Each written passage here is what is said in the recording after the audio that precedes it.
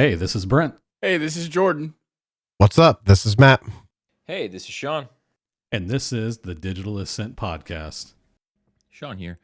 Wanted to preface the episode with the fact that we had started recording and talking about the current topic and just decided to leave in the raw discussion. So it's going to be a little bit funky as it starts because it's going to start with Matt talking about ChatGPT-4 and some of those features. But those things will kind of pan out as the conversation goes on, but wanted to give you some heads up. I've been digging on it. So I watched their 15-minute little check out what my new toy can do with Right. it that they put out, and I've been so I have opinions about this thing. I do think that you do get some access to it through Bing.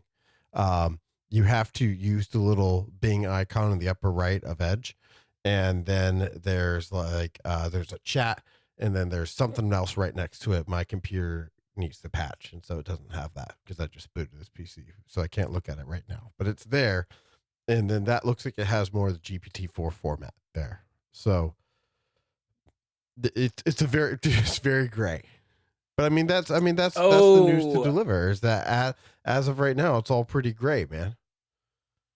Well, I also, and this Right. is, I'm starting to put it together in my head, and I'm looking at it here, and I think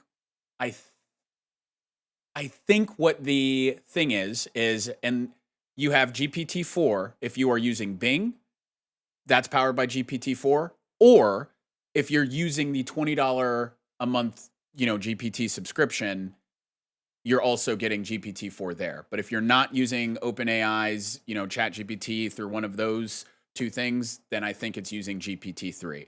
That's what this article says that I'm looking at, and I think it's starting to bridge my confusion here of I don't think it's very gray is what I'm saying. Well, I think that you also gain access to it through this little Bing icon in the upper right corner of Edge. Yeah, that's what I'm saying. That's GPT-4. I guess is that and yeah. Okay, yes. But Bing.com, Okay, cool. I think is powered by the I think Bing.com is powered by maybe the text engine, because you get those, you can ask, is it creative or precise or whatever, but you don't get the same level of prompt and engine manipulation and bells and whistles to twist. So, all right, all good conversation for. Well, the outputs the UI literally looks different. That's fair. There's literally different buttons to click. Yeah, you would just think that they would be powered by the same thing. If I don't know, but maybe I'm given too much leeway there. Look at okay. So go to the management general chat, and then look at my post from 316, and you'll see that if you're using the Bing pop out, the flyout window, in addition to chat, you also have a compose.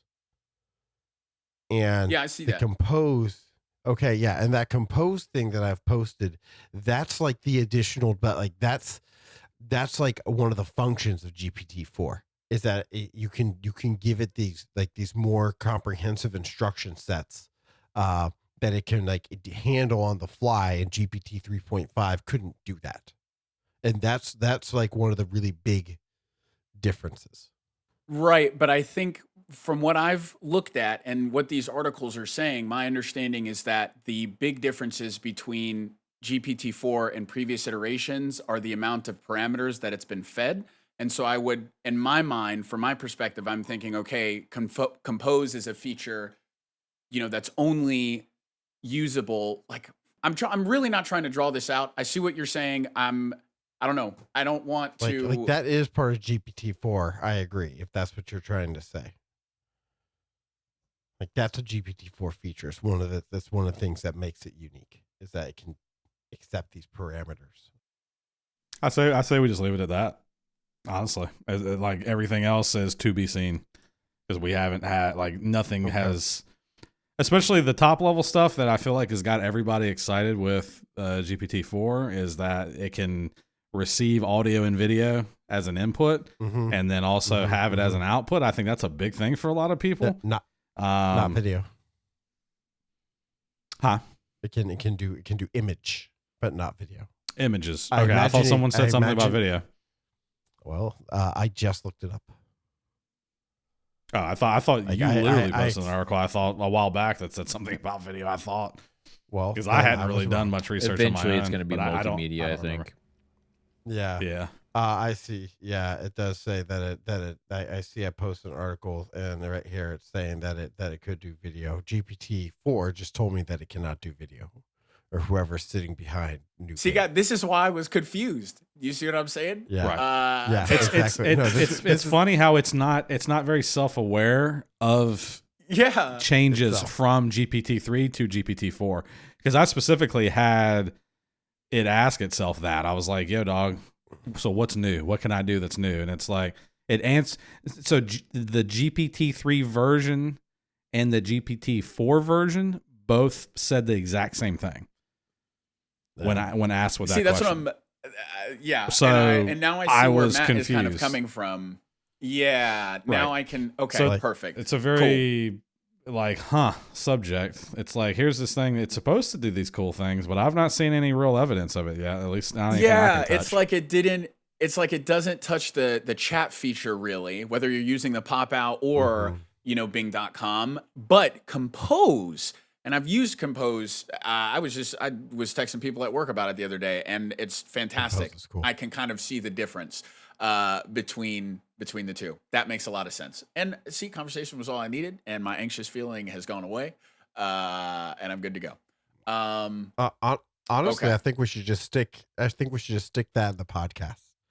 I don't think that we should redo it, and that should be the new topic. And we should just stick that.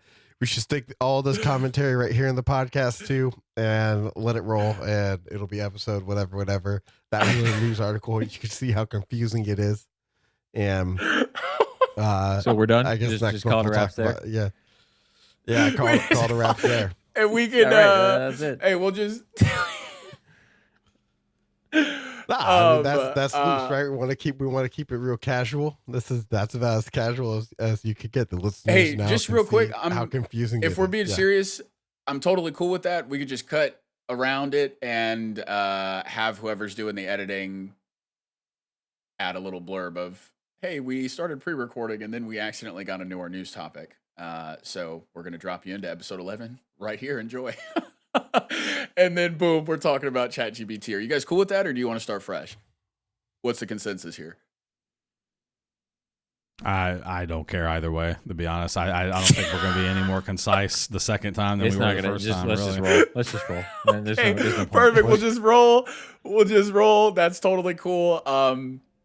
Okay, perfect. We'll transition into our topic. Today we're going to be talking about live service games. And I think, well, not I think, because I was the one that picked the topic for this month's episode. But really, I wanted to kind of get into live service games and just really kind of a loose discussion about them with the big kind of rumor in the gaming industry right now being that that new Suicide Squad joint that's supposed to be dropping later this year is going to be delayed yet again. And the Jordy, big can you do me a catalyst favor for real this quick before rumor. we get any deeper? Yes, sir. Yes, sir. Can you define a live service game for everybody? Yes, I can. Okay. So, live service games, before we go any further, are games that are designed to keep the player engaged for long stretches of time. Okay. The synonym to, I guess, a live service game would be, traditional games, games that we all grew up, playing. Your, your Raymans, your Marios, pretty much anything before, I'd say 2012 to be safe is a traditional style game. And we may be a little late there, but I'd say 2012 and beyond is when you started to see live service games become more and more prevalent in the gaming industry. Okay. And the key reason behind this is traditional games do not offer very much return on a publisher's investment into a video game, and the reason behind that is, hey, you get a single player game, it's got a solid maybe 15 to 20 hour campaign or story mode, and the player finishes that and they're done. All right. If there's no multiplayer component to your game, the player's putting your game down in 20 hours. They spent $60 on it. And unless you're selling, guaranteed 1 million copies off rip, you may not even come close to putting a dent into what you spent on your game. And some of these single player only games are rumored to cost hundreds of millions of dollars. All right. So Red Dead Redemption 2 is a great example of this. All right. It's rumored price tag for development was, somewhere between $200 and $300 million. And they started, their window of profit was really only the first 2 to 3 months after the game launched. And then they saw a real steep, there was no guarantee that they were getting their money back, right? Which is kind of why people are always expressing, you're hearing that saying more and more that, these single player games are dying off. They don't keep the player engaged. Developers are not making their money back. So the live service game enters. And again, they are designed to keep players engaged for long stretches of time. And something that you'll find quite common in live service games are microtransactions. So I think a good example. He said the word. Big boo. Big ultra boo. We all look. And then then immediately after hate recording him. this podcast, Sean and I are in the Fortnite store buying new skins. Dude, Hey, absolutely, you ain't got right? snitch Like, like we- that. We No are, way you're myself thinking like included. that. I am terrible. All right, there are games where I'm just, and I think this is, we can all kind of admit to being, this kind of player. But there are certain games where I'm like, man, let these people drop. Let this game come out with microtransactions. I won't touch it. I'll protest in the streets. All right, I won't touch it. I'm not playing the game. All right, game like Call of Duty or Fortnite come around though, where I know I'm going to be playing for long stretches of time as intended by the developer, I'm a little bit more likely to, spend some money, which makes zero sense. There's no difference between, what Yeah. games I'm willing to spend money on and what games It's I'm the not drip. willing to spend money on. That's it. It's the drip. It is. That- It's the that's all it drip, is. which is it's all about the fashion statement. You know what I mean? And it's perfect because I was just about to bring up Destiny. I think Destiny, Fortnite, the new iterations of Call of Duty, I'd say really from 2020 and beyond, all live service games, right? These are games that people pick up. And I mean, they're putting days of time, you know what I mean, into these games in short stretches of time, and that's what the developers want. They want you to spend more money or play, more of the game, because then if you're doing that, you're more likely to spend money. And it's just like Sean said, hey, look, if people are getting smart about it right now, right? Because when microtransactions first came out, they were all over the place, and I think right now it's very consistent. Microtransactions tend to be tied to cosmetic items that make you look really cool or stand out.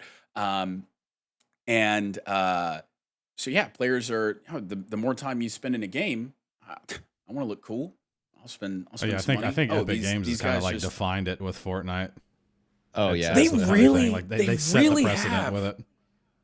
Yeah, and I think to their benefit, a big reason behind it is just because of like the IPs that they're getting tied, right? The intellectual properties, they've had Alien crossover, Avengers crossovers, all types of stuff with Marvel, DC.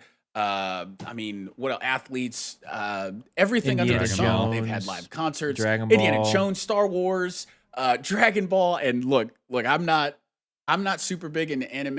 You know what I mean? I watched my fair share of Dragon Ball growing up. I really like how they do, how they match like the animation or like the art styles in Fortnite. So like Dragon Ball characters are all cell shaded. And it's the same thing Yep. they've done with like some of the other anime characters they've done. And I mean, Fortnite is, I think did a Fortnite is crossover the with D2. example. They absolutely Like, did. They have- absolutely That's They did. true. did a crossover true. with D2, and D2 did the same thing. There's a crossover with Fortnite- Fortnite in it. I'm pretty sure. I think Fortnite and Destiny are some of the only like just grade A, grade S tier like live service games that are out. You know what I mean? When you think about their longevity and how long they've been around and how long, it's like every couple months either game is dropping an update that people are talking about, whether you're playing the game or not. These two IPs. Call of Duty is the same thing. It's very famous. People know about it. They know what it is. I can talk to my grandma about Call of Duty, and she's gonna know. Like at least the series that she's gonna know it's a video game, and the general premise behind it. But I think Fortnite and Destiny are doing really good jobs. You know what I mean? I think it's possible to do both. You can be a live service game and still be a good game. I think that there are some games in the last couple years who have not done good Matt, jobs. No agree? Of really, he really doesn't. And I think there's some games in the last couple years that have made it easy for people like Matt, for players like Matt, to say, I don't give a shit about this game, which is why I think Rocksteady is getting the pushback that they are for Suicide Squad. Matt, let's push it over to you, man. What are you thinking as far as live service games? You're totally against them. You never want to touch one. What's the deal? Yeah, I mean, I've got like a lot of like confusion and salt wrapped up in live service games. I don't understand why people spend money in these free to play games where they aren't also like free to like pay to win.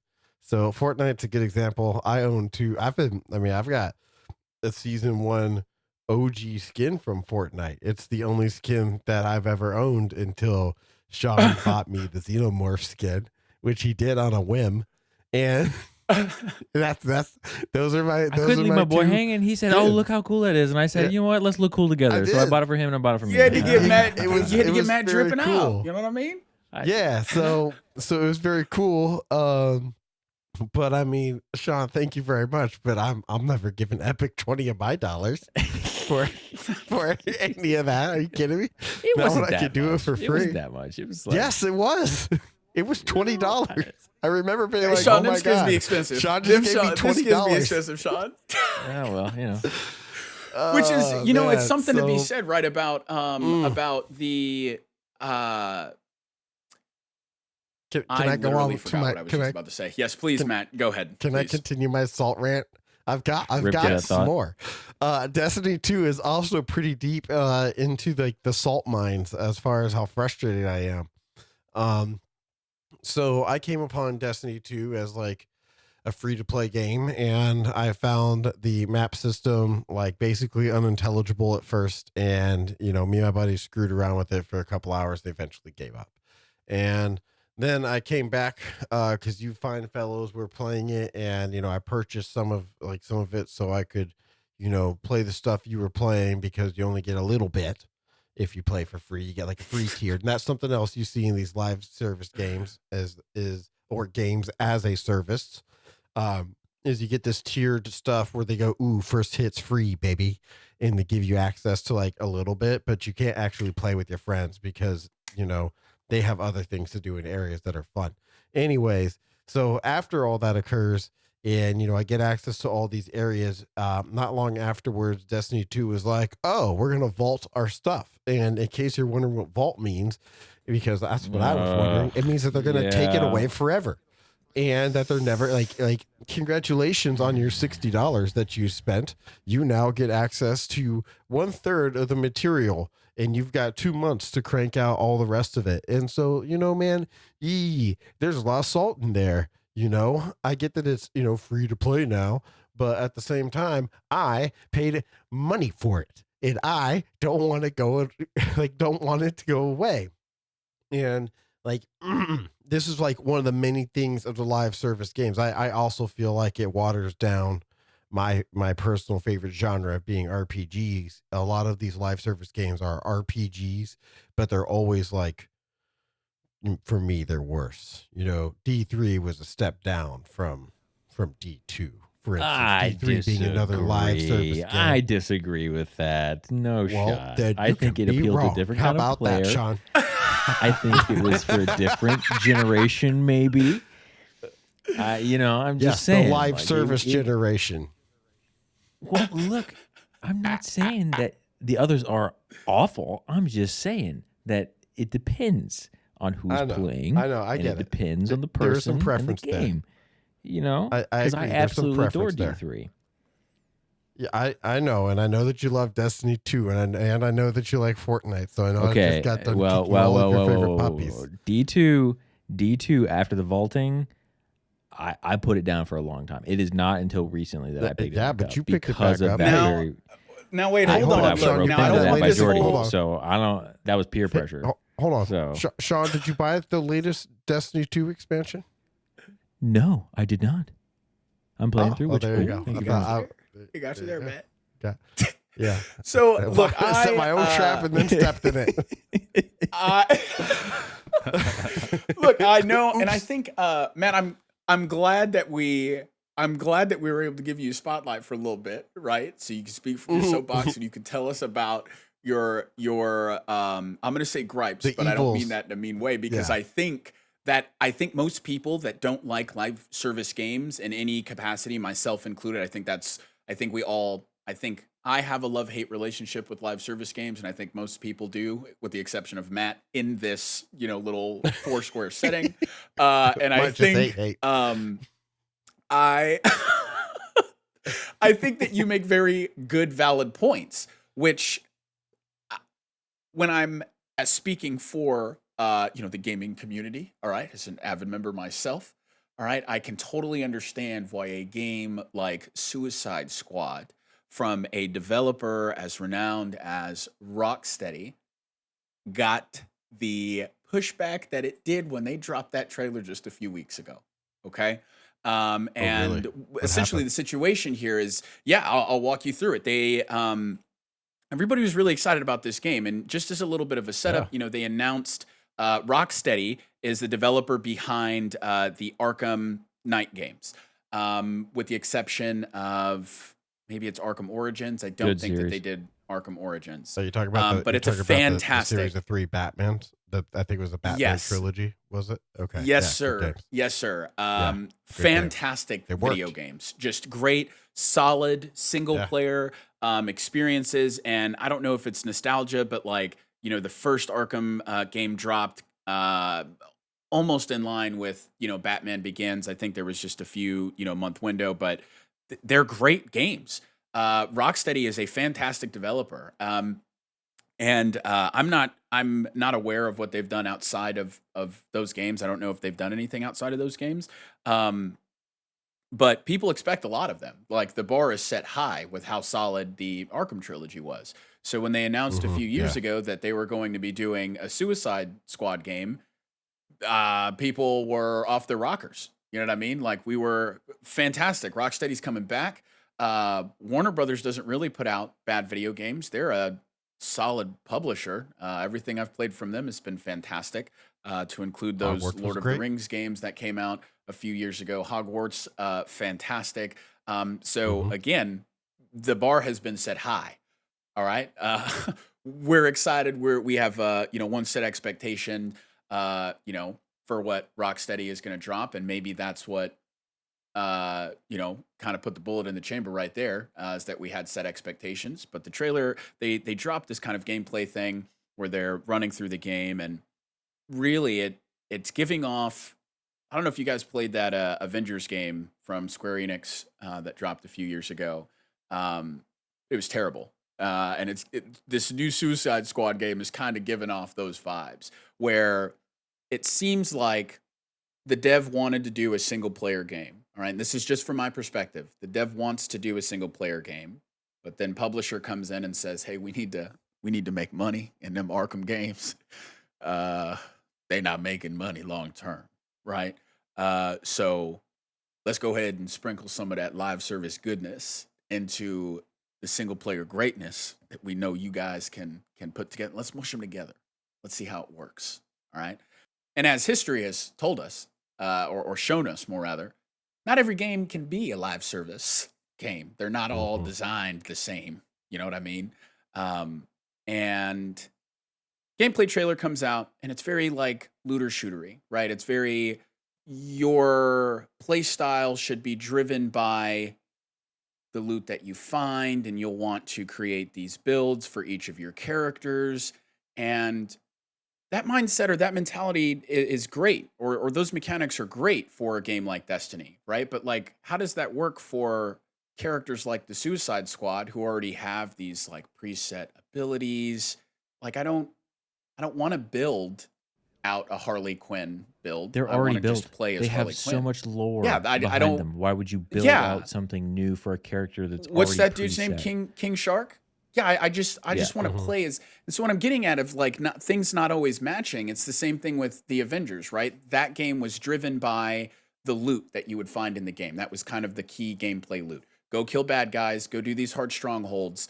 You'll get better and better loot. But what is the reason, right? Like the loot didn't even change your appearance cosmetically. It changed numbers on the screen.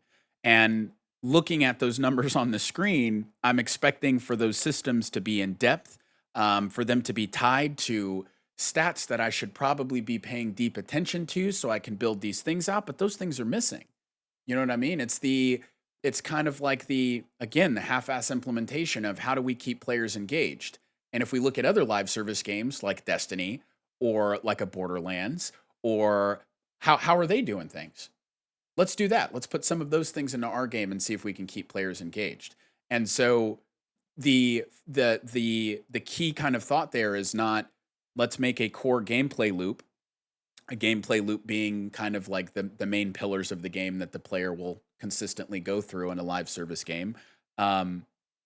They're not thinking through what a good gameplay loop is from a player perspective. They're thinking about how do we keep money in our pockets, right?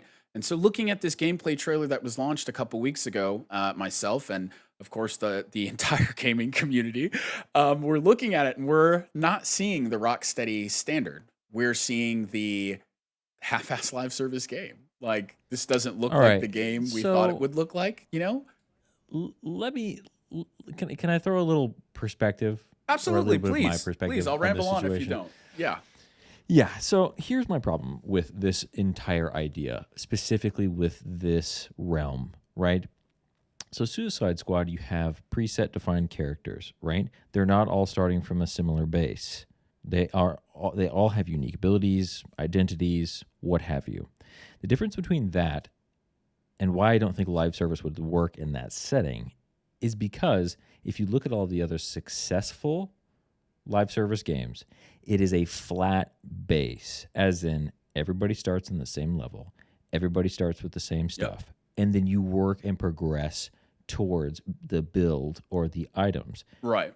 How can you do that if you have predefined characters, some with like specific, well-known utilities or abilities, And also like, histories, right? Like I pre-baked. think the Right, like you have backgrounds that you can't just alter Yeah. that not with the comic book community. That just doesn't fly. I think part of the fun Like, for a game like Destiny is like you can make up your own, right? You Exactly. want to create the Mhm. builds and because you can kind of bring your own world building into it based off of what, you know, the dev has kind of what world they've put you in. Sure. When you have a game like Suicide Squad, that's very hard to do where why do I have that want? Like the magic is kind of removed from it, right? Yeah, exactly. Uh, Now, if you put a base, so like here's how I expect this to work with Suicide Squad, right? If we're going to actually do this, and if I was going to do this, and it's going to be really quick, and then we can move on. But if I was going to do it, what I would start with is base character in the world with Suicide Squad characters as support or storyline type deal, but not playable. Mhm. You see what I'm saying? Because then you have the ability Yeah. to work Absolutely. inside of the world with the lore, but you're not altering the lore in the sense of your character is unique and those characters add flavor and set the setting. It immerses you in Absolutely, the setting dude. because Guardians- those characters are in it. That's how I would approach that, Yes, and not with and what you were telling me. I think, and Matt, I know you had something to throw out here. I Mm-hmm. just wanted to throw out some praise for Guardians of the Galaxy. Sean, what you're throwing out here, hey, for our listeners out there, if you guys haven't played Guardians of the Galaxy, that's exactly what that game is. They picked one character for the player to kind of main throughout the entire story, and the game is really about, you know, bringing the team together from the perspective of one player. And you can still upgrade those Mhm. characters, but they are support. They are there to support you. And really, that's what I thought this new Suicide Squad would kind of follow in. You pick one character, and then everybody else is in support of you, right? You just kind of mainline it through it. And, it's not that I'm upset that they didn't do that. It just seems like they went in the complete opposite direction. So, anyways, Matt, what thoughts do you have, sir? I was going to kind of add another comparison. And it's not. I wouldn't say that they're super well known, but I expect everyone here to know it, or maybe no. I don't know. There's the Fat Shark Warhammer series. They have Vermintide 2, and now their newest one, Dark Tides, something like that. I don't know. Yeah, that's right. What Sean was saying, kind of, I was thinking about like, well, how does that work here? Because in all of these games, there's basically 4 unique classes. It's not like Left 4 Dead, right? Or Left 4 Dead 4. Left 4 Dead 2. I apologize. And you get 4 unique classes that do their own things and have their unique skills and yada, yada, yada, yada, yada. I still feel like they act in kind of like that live service format where you're getting upgrades and, you're getting better loot, right? The loot does change your gameplay and so on and so forth. One of the different choices they made is that you play a nobody in the Warhammer 40K universe. And, I know a little bit about the Warhammer 40K universe. It's a sci-fi universe. It's got a ton of stuff attached to it. Untold number of books and, video games. There's got to be at least 20, 30 video games tied to it somehow. That's amazing in its own right. I don't know. And I just thought I'd bring up those games as like someplace that kind of like fits somewhere in with what Sean was saying about, well, you don't start as like the same base character as everybody else. But they did opt for you to be like a nobody basically, or, a no face person, not like, canon character or something like that. I don't know. Maybe they're not even that much live service games. I just thought I'd throw it out there, see what you guys have to say about that. Feel like if there's any overlap there or so on and so forth. So here's the problem with, and this is story work at its basic core, right? People tend to identify as the protagonist. And so what happens is if you make yourself a protagonist that's already established, you're less likely to immerse yourself in the world because it's hard for you to overlap your identity on it. And so a lot of times with the storytelling, you have problems when you do that, and it shows in those types of games. So when you create this sort of ambiguous or easily moldable character from a video game standpoint, it allows you to immerse. And then you can use the tropes that have been pre-established elsewhere to then amplify that sense of immersion. And so, you can still be a no-name character or, whatever in the world, but it's how you allow the people to sink into it that oftentimes makes or breaks that desire to continue to be in the world. And so I find Sean, I'm so glad that difficult. you said that. I'm so glad that you said that. That's what I was trying to say 10 minutes ago, and I couldn't find the words. And I mean, it's the immersion, man. And it's the games like Suicide Squad that break that immersion. Like, if you want me to be more engaged, like, drop me in to the universe of Suicide Squad and all of these DC, characters as a nobody. You know what I mean? Yep. Attach me to the Suicide Squad as like a normal gun guy or something. I don't know, right? Yeah, like, I'm not a developer. I'm not. So this comes down to greedy developers. Yeah. It comes down to exactly. not even necessarily the developers. It's the publishers or whomever at the top is sitting there saying, "Hey, I want money off this." Because here's the thing, because we can blame a live service for this all we want, but it's not the fault of the live service mentality. It's the fault of the publishers saying, "Hey, we need to make money on this." Like you said, long term. How can we take something that was never meant to be live service, never ever meant to be live service? How can we take this and make it live service? And that essentially kills the whole the whole essence of what they originally set out to do. Kills the Unfortunately, and it essence just kind of the of game. it kills the Yes. game because there's totally fine games out there, man. Going back to Fortnite and Warzone and stuff like that are live service at their core. These things, they're rotating maps. They're changing maps and game modes and stuff like every 65, 70 days, whatever, every, like every quarter, whatever time frame you want to wrap around it. The whole map changes. There's whole new sets of content coming in and out of the game. But something that's unique about those is that very rarely do you see that level of live service in an actual full-on single-player game. I don't feel like, for me anyways, I feel like trying to wrap live service around a single player game shouldn't be a thing. I think live service for me makes more sense tied around something that is at its core multiplayer. Even if it's separate, I mean if it's separated. So let's talk like if we're talking Call of Duty as a whole, as a franchise, we're talking about, okay, we have the base game and then you have Warzone. They've taken that now, because you remember gosh, what was the original BR for Call of Duty? I can't think of it right now to save my life. Blackout. So Blackout, you had to own, what was it? Either it was Black Ops 4, right? You had to own Black Ops 4 to play Blackout. Not free to play at all. Yep. Correct. So at that point in time, that's when they realized these are two separate games. Like, out of all people to realize this, it was Activision. Activision said, hey guys, we shouldn't be bundling this. You shouldn't have to buy the single player experience to play the multiplayer experience, and you shouldn't, or I should say the live service experience. Let's make sure we're sticking to that. But so now they're like, hey, Warzone is free to play.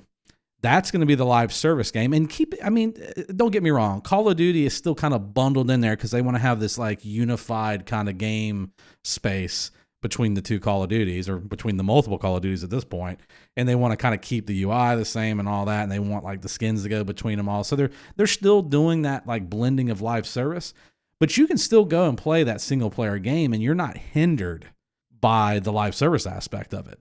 You can still play, don't get me wrong, compared to a lot of single player games, Call of Duty games are measly in comparison when it comes to hours to completion, but even still, you can pick up that game if your sole intention is to play the single player game.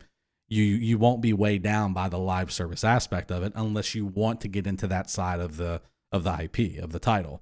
I think that's the problem. Like with something like, I know we got hung up on the whole Destiny 2 thing and them vaulting content and stuff like that. I think that's more an outlier situation where Bungie wasn't sure what they wanted Destiny 2 to be anymore.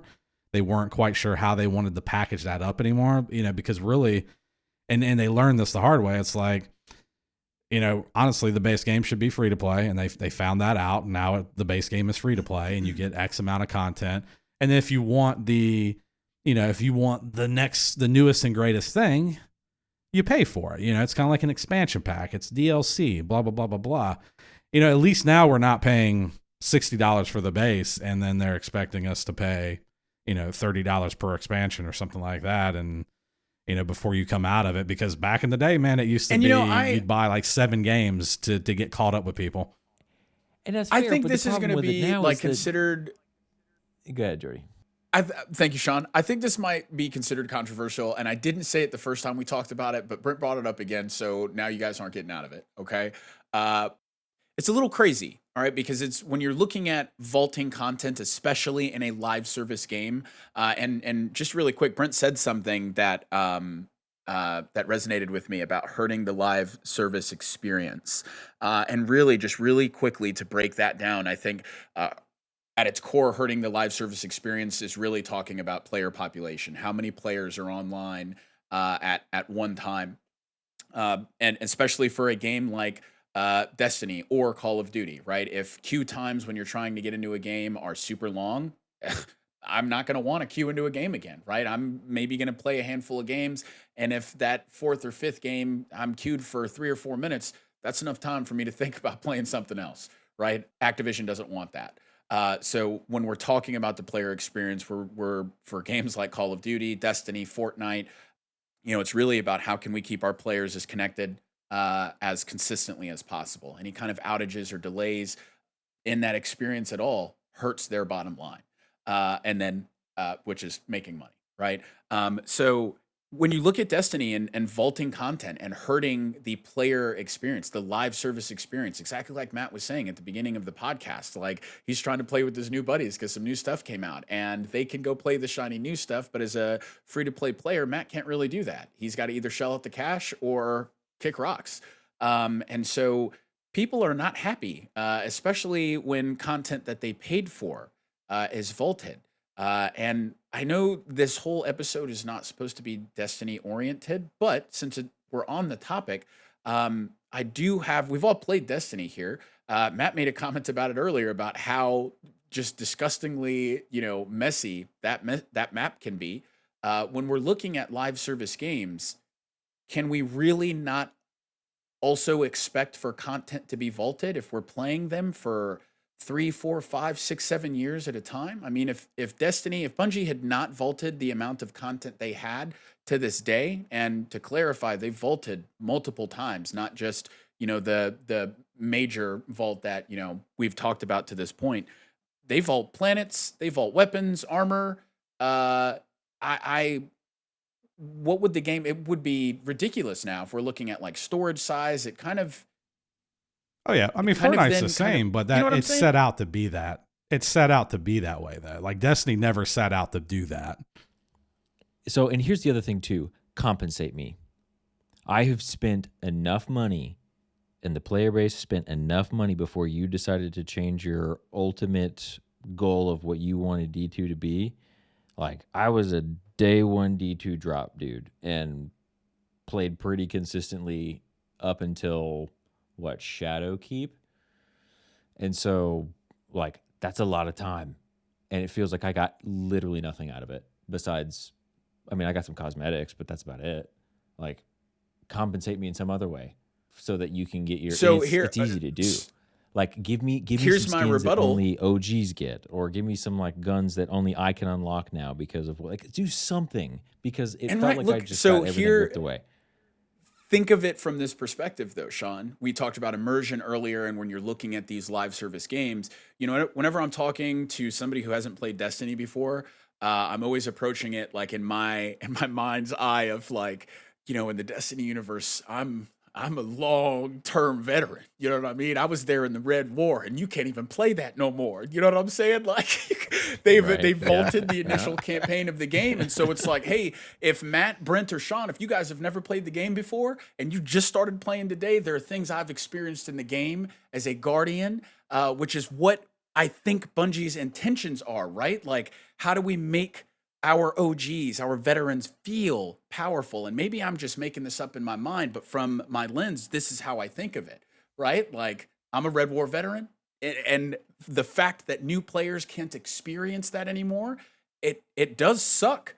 But from both perspectives, there's this feeling of, man, I wasn't there for that. Like, there's this feeling of the world living around you, right? And it kind of, in my mind's eye, increases the immersion factor for me. And I know not everybody agrees with that, but that's how I look at it. And it makes me, I feel like Destiny is a very special game.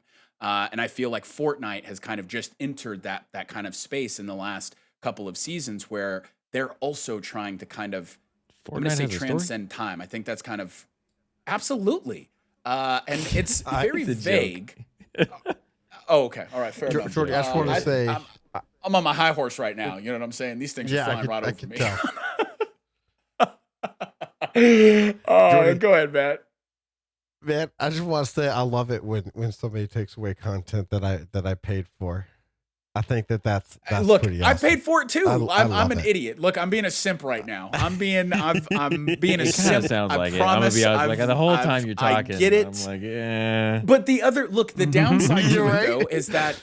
Wait, hold on. Wait. Look, the downside hey, to Jordy. it though. Hey, Doc, real quick. Do you know what Stockholm syndrome is? Look, And it's wait, not you. Matt. You think maybe you should Google that and take a look at it and Guys, see if it wait, applies look, to the situation? I already know. I get it. I understand. I get it. I know how Do this ya? sounds, and I do. I promise. All right. But if we look at Destiny specifically, the game is already messy. Oh. The game is already messy. How do how do they figure out how to keep all of that? And what stops Destiny from becoming the next Call of Duty? Because part of the reason why I don't have Call of Duty downloaded on everything is I don't got 300 gigs of space on every machine in my house to play Call of Duty. All right, like we're talking about the player experience. I mean, honestly, I feel like they could solve that by, maybe hiring some more UI designers, and maybe they could think of a way that, made the game less confusing or like challenging for new players. And, that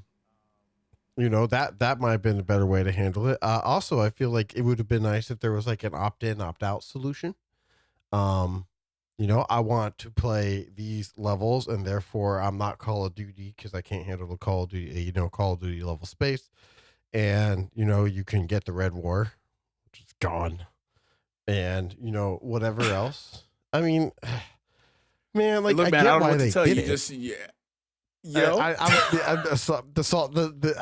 The salt factory's just going to keep on producing more salt, bro.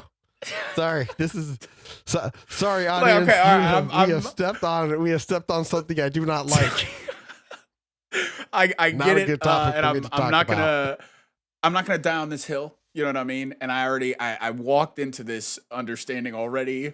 I feel like I'm walking through. Y'all seen Game of Thrones when the shame. That's me right now. That's how I feel. I'm walking through Shame Valley. Shame. So let's bring up one of the major drawbacks then, in my mind, of a live service game. Are you ready for it? Absolutely. Let's do it. It's the Is it vaulting and some would say no, it's not vaulting content. No, absolutely not. Although in the same vein, it kind of is. So we've kind of hinted that like there's some longevity with. There can be with a live service game, right? Because they're continuing to kind of like add new stuff, refresh it, blah, blah, blah. They keep the game fresh. What happens when the developers just don't give a damn anymore? Where does the game go? What happens to all the money you spent? Mm-hmm.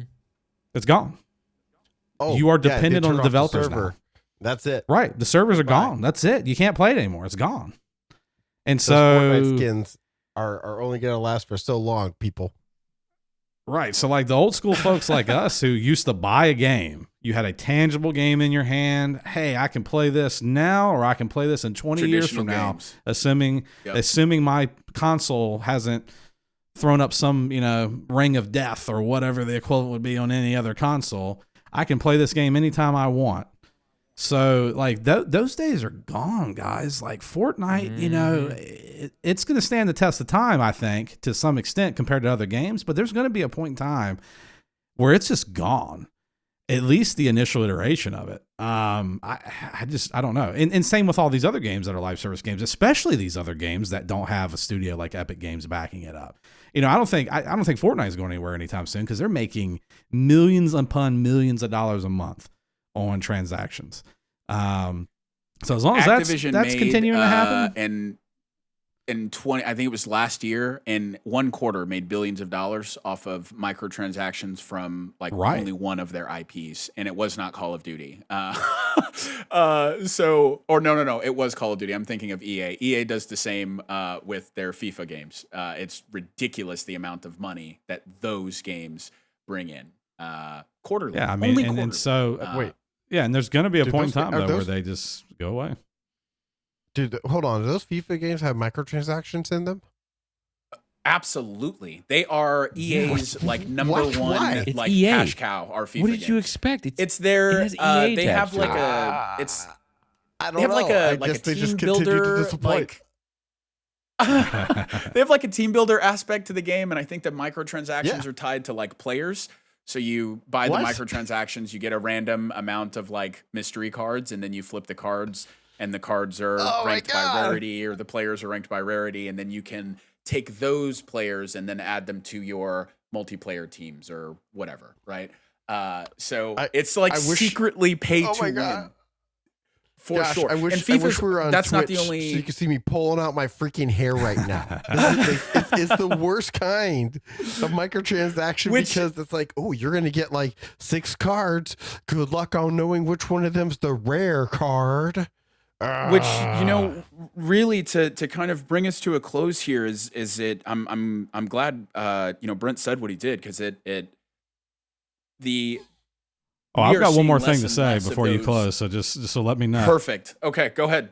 Go ahead, Brent. Are you sure? Okay. My one other Absolutely, example yeah. of a con to a live service game. Let's talk about Halo Infinite, guys. Oh, Because please. Oh, I don't knew it wanna- was that's coming. I knew that's it a was coming. prime example Totally. of unfinished live service game, and they're still struggling to this Dude. day. When did they come out? It came out That's like 2 years ago, November. I I mean, think. Yeah, it's like Guys, November of No, not come last year, on, the year man. before. Yeah, I guess that's right. Such a wonderful IP. How do you do this? Honestly, I forgot about it. How do you do Gosh, I'm this? has gonna it be been honest with that you. long? Yeah. It's And you just know, sad, man. But that's Come on, let's- I think that's the Wow. two biggest cons in my mind, man. It's the dependence on the developers to keep it going, and it's unfinished games because I feel like the developers think that it is okay. Hey, we've got this live years service ago. game. We've got the core gameplay loop it's okay. It works for the most part. We're going to go ahead and drop this to the public because we're going to fix it. We're going to make it better. And we need revenue from the in-game store because we've ran out of developmental money, So I don't know. It kind of burns you know me the the- wrong way. Did they ever drop the co-op I- for that, or did they just give up on? They like, did. co-op They did as drop single? co-op, and just really quick while we're dropping hate. All right, season 3 dropped a week ago, I think, or a little somewhere in that window, and it's not bad. It's closer to the Halo experience that I kind of expected after the cupcake phase wore off, or wore off, not weared off. I'm Weird. intelligent. After it weared off, a couple weeks after launch, it's pretty fun. They've added like some Forge maps, like community-made maps, and some new modes, and just some real baseline stuff that should have been in the game at launch. Anyways, the point here is Brent is out here dropping bombs, right? Because the Halo Infinite thing really only reinforces I feel like the conclusion statement here, which is not all live service games are bad, but more often than not, they hurt the core of what these video games should be, or at least what a lot of us grew up, playing. And it's really weird to say, but it's like we're now the old people like shaking our canes at the new generation of like video games as they're driving by on the street, like, get off my lawn, you dumb kids. And Yeah, but back at in the my same day, time, the games new used to generation be- doesn't know any better. They just go, "Oh yeah, This is true, This is and kosher. Everything's good." My point, And though, we is come that from a generation when where you you look at- owned it. Well, You know what I wait, mean? check Like, this, there's right? a- When you look there's at a- video games as a whole, they've only been around for like 50 years, right? We are still fair. in the infancy of what this industry is. When you look at an industry like movies, right? Movie industry's been around for probably around 100 years, give or take, right? And it took how long for the movie industry to get where it's at right now? And in 50 years, the video game industry is twice the size of the movie making industry and the music industry year over year, based off of profits, right?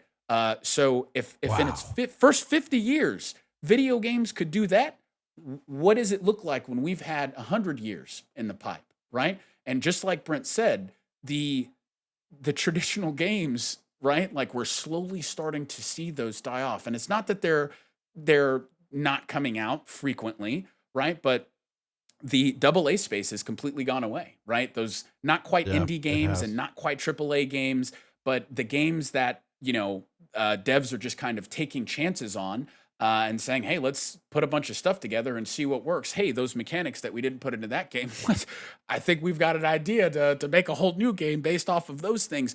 They're not doing that no more because the idea is, look, we can make a game, but how do we make money after that, right? Because we know what the profit And so drop here's off the looks like. here's the intrinsic problem with that thought process, though, is that now it's no longer good storytelling, complete experience. How do I make a quick buck and keep them coming back? How do I keep dropping the hit Absolutely. for them to that's Yeah. all it is. And unfortunately, I've That's fallen all into it it is. with some Fortnite, but even then, it's No. It's I don't sad think to it's see- unfortunately because I think some games can be good live service games. I think Yes, and the but- reason the problem is that it's forcing the industry to move in a particular way that I'm not very fond of. Absolutely. Because Yes. no longer. That's why I tend to lean more towards indie games. Again, and I've said this a couple times already. Is while I like the big IPs, and here recently I've been mostly in the big IP space. Those indie games tend to have a lot more love inside of them, and the developers are making a game that Absolutely. they want the experience. Like Peden, Sinua, right? Wow, you know what I mean? Oh, That game boy. has some love in it. And Oh, yeah. I'd like, say you look that's at a one of game- the few AA games that have come out in the last 10 years, right? Yeah. But and look at the love and the immersion. Like, you know what I mean? Look at it's a bigger game, but Death Stranding. Those types of games where you Yeah. immerse, and it is I don't know, man. It bothers me that those type games seem to be going the way of the dodo. And it's it's another look. We're dropping bangers all night long, right, Sean? I think you're right. Right, the other developers and publishers see games like Fortnite, like Destiny, and they see how much money they're making. The FIFAs, the sports games, right? Like they see how much money they're making. They say, "I want a piece of that pie," right? And it just yanks the soul out of the games that they kind of push. And not every live service game is bad. I just want to be clear. Not every live service game is bad, but No, I'm not saying that the either. I'm not saying overall that either. success, right, is bad because it shows other industries, or not other industries, but other devs and pubs like, okay, cool, it can be done. Let's see what we can do, and hopefully keep the player coming back and spending money, right? So here's how we combat this: vote with your wallet, right? I know that's cliche, it's oversaid, whatever, but I mean it is the truth, right? Suicide Squad was, at the end of the day, and again, right now it's rumored to be delayed, but rumored from a very, very solid source. We'll drop links and show notes. And anyway, the reporter's name or journalist's name is Jason Schreier. All right. So most of the industry kind of leaks that come out are originating with this guy, right? So while it hasn't been announced yet or confirmed, it's gonna come out of this dude's mouth, and I'm liable to believe that. All right. So again, we'll drop it in the show notes, but the report is that it's being delayed or pushed back because of the industries or the community's feedback to what they showed. And I think it's a perfect example of developers are listening, and they have more ability to listen now than they ever have before, right? They dropped a gameplay trailer, and within a week they announced a delay, right? And I know this is kind of like off topic, but like thinking of like Sonic. Do you guys remember when that movie dropped, or the trailer first thing that dropped? came to my mind. It was Yeah, horrendous, same, yeah. right? Like people were tearing them apart. But what did they do? The They fixed it. studio Why heard he it. got They humanized. delayed the Why movie, he got and they humanized. fixed it.